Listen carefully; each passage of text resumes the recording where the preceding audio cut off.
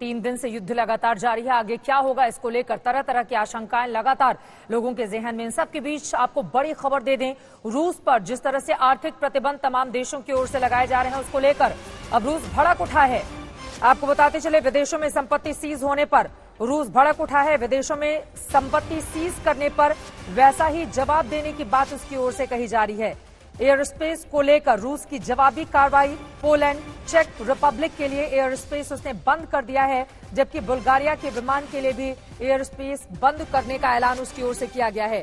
आपको बताते चले, वैसे भी राष्ट्रपति पुतिन के पास $630 अरब का विदेशी मुद्रा भंडार इस वक्त मौजूद है और इसको लेकर एक बार फिर से भड़कता हुआ और दूसरों को उसी की भाषा में सबक सिखाने का संदेश यहां पर रूस और उसके राष्ट्रपति पुतिन की ओर से की जा रही है।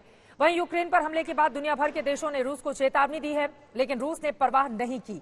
रूस के रवैये को देखते हुए अब कई देशों ने रूस के खिलाफ लामबंदी शुरू कर दी है। इस रिपोर्ट में देखिए।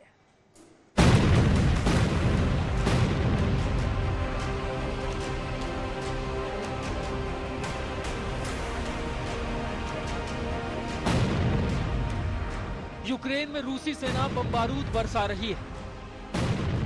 रूसी मिसाइल यूक्रेन की इमारतों को निशाना बना रहे हैं।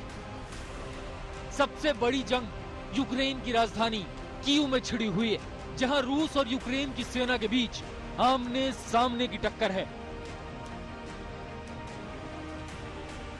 रूस जल्द से जल्द इस जंग को जीतने की कोशिश में है, क्योंकि युद्ध का हर दिन बढ़ने के साथ दुनिया के तमाम देशों ने रूस के खिलाफ लामबंदी शुरू कर दी है और अब बात रूस पर कड़े प्रतिबंध से आगे बढ़कर युद्ध में यूक्रेन की मदद तक पहुंच गई है।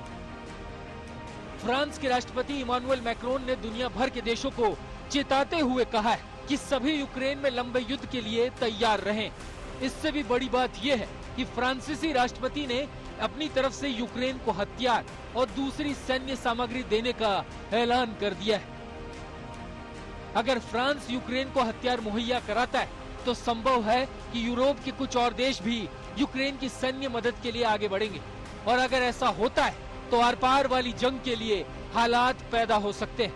हालांकि यूक्रेन संकट पर अब तक अमेरिका और नाटो देशों के रवैये को देखते हुए ये बात इतनी आसान लग नहीं रही है, क्योंकि रक्षा विशेषज्ञ मानते हैं कि अमेरिका और नाटो के भरोसे चलते ही यूक्रेन में युद्ध के हालात बने। रशिया और यूक्रेन की जंग अंतिम दौर में पहुंच रही है। ऑलमोस्ट रशिया ने कब्जा कर लिया है। यूक्रेन ने अंडर एस्टिमेट किया था कि शायद नाटो फोर्सेस हमारी मदद पे आएंगी, पर ऐसा कुछ नहीं हुआ। ऐसा ही पहले क्रीमिया के केस में हुआ था। नाटो ने सिर्फ जो है बयानबाजी करी और उसकी मदद को नहीं आया और ऐसा पॉसिबल भी नहीं था।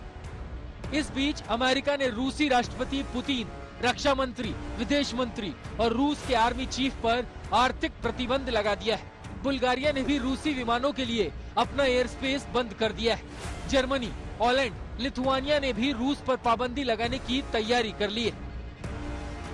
हालांकि रूस अब तक ऐसा जताने की कोशिश कर रहा है कि इन प्रतिबंधों का उस पर कोई असर पड़ने वाला नहीं है। ये सबसे बड़ा जो दोष है वो इस पूरे वारदात में दो दोषी हैं, प्रेसिडेंट यूक्रेन और अमेरिका और नाटो।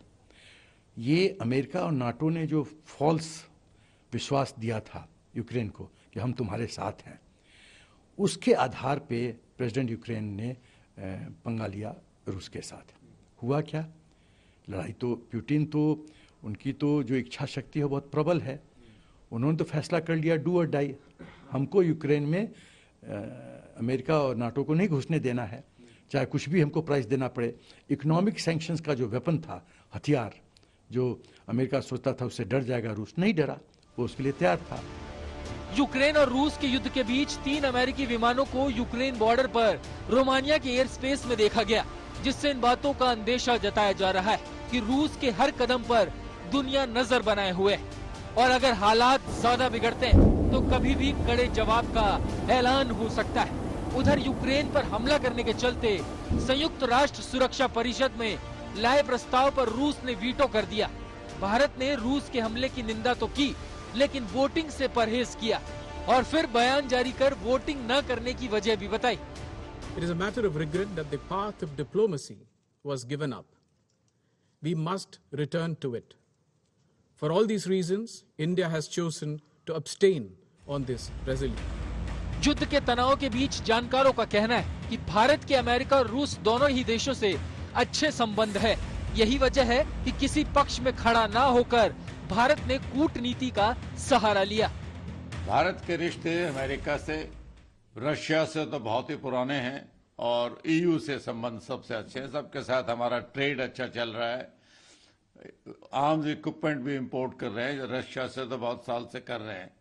तो भारत के लिए एक बड़ा मुश्किल ये निर्णय था, ये एक किस्म से फेंस सिटिंग थी, और किस तरीके से न्यूट्रलिटी रखें और किसी का पक्ष ना लें। यूक्रेन पर हमले के बाद से ही रूस के तेवर सख्त हैं और वो हर चेतावनी दरकिनार कर रहा है, और रूस का यही रवैया यूक्रेन से युद्ध के बीच दुनिया पर खतरे को और बढ़ा रहा है। मारियुपोल कीव के रास्ते से गौरव सावंत के साथ राजेश पवार, मारियुपोल आज तक।